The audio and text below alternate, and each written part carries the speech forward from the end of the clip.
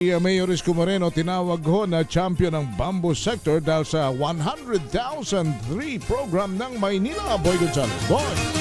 Tinawag na champion ng bamboo sector si Mayor Isko Moreno de Bagoso matapos pangunahan ang 100,000 bamboo tree planting program ng pamahalaan ng lungsod ng Maynila. Sa ginanap na courtesy call sa City Hall, nakipagpulong ang mga opisyal ng Million Trees Foundation at mga kinatawan ng industriya ng kawayan sa alkalde upang ipahayag ang kanilang suporta sa inisyatiba.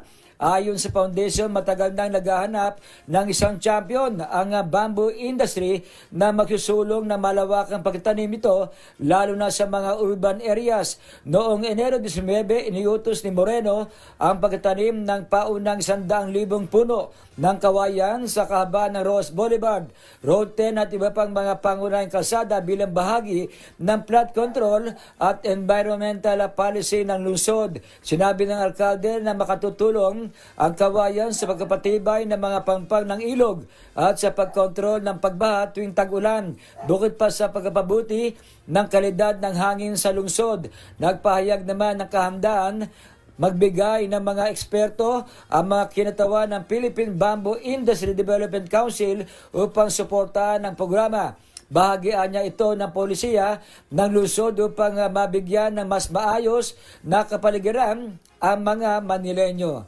Ito si Boy Gonzales para sa Disares, una sa Pilipinas, una sa Pilipinas.